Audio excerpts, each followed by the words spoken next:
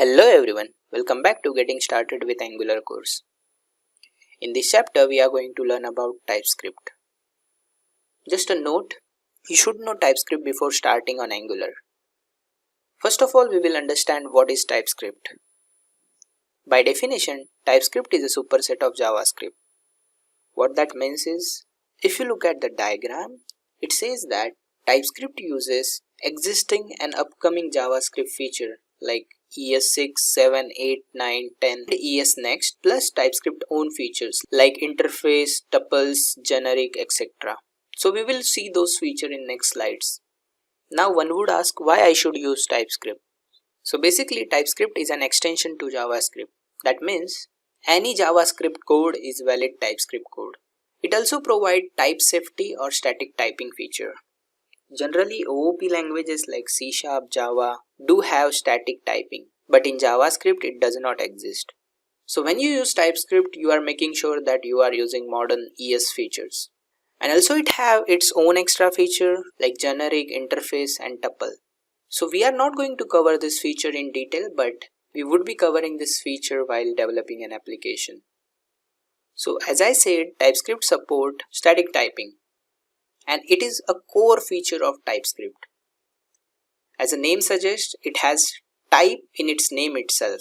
So what are the basic types TypeScript support?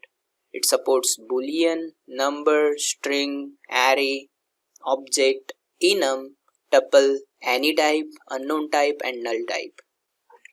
Let us understand how TypeScript works.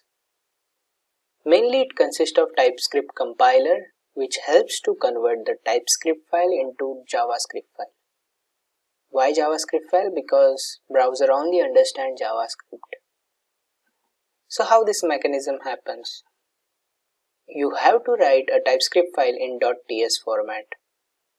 Whatever code that you have written is passed to the TypeScript compiler. Internally, TypeScript compiler uses a configuration that resides in tsconfig.json. And based on that configuration, it compiles the TypeScript file and generate a JavaScript file which will be used on the browser. That's how it works. Let's see all this in action.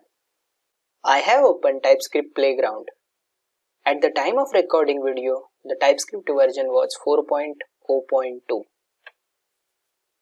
On the left hand side, you can write TypeScript code and that will generate a JavaScript on right hand side. If you want to modify a TypeScript configuration, you can just click on tsconfig drop down and you can see various options. We will be changing the target options to ES5. It means that the TypeScript file will convert the JavaScript code in ES5 version. Awesome. Let's define some variable product name of type string and assign some value to it, maybe phone. Now try to assign some other value to product name, maybe a number. So as soon as you do that, you will see that it throws an error, says that type number is not assignable to type string. Because while declaring a variable, you defined a type and that have been inferred. So this is what the static typing is. So similarly, you can have a boolean type, array type and so on. But in real world application, generally you won't be having such a normal data types. You will be having some custom data type or complex data type. So let's take an example of it. Suppose you want to declare a product that should have ID and name and is active. And you want to make sure that when product is defined, it should have a proper skeleton, which means it should have ID, name and is active property. In TypeScript, what you can do is you can define an interface. Interface product that will have ID of type number, name of type string, is active of type boolean. Now you want to make sure that whenever a product is defined, it should follow the same skeleton. So to mention a data type, we have to mention a colon and then a data type product. which makes sure that it is following the interface. Let's remove one value, isActive, and see what happens.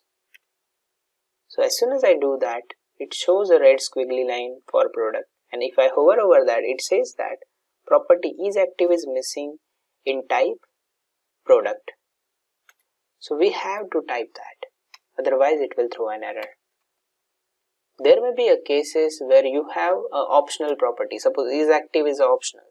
So you just have to define a question mark after a property name, and that will make it optional. So let's try to remove this property and see what happens. See, it worked. It did not throw an error. So that is what the magic about the TypeScript static typing. I hope in this chapter you have understood what is TypeScript, how it works, and how to use it. Thank you for listening. See you soon in next chapter.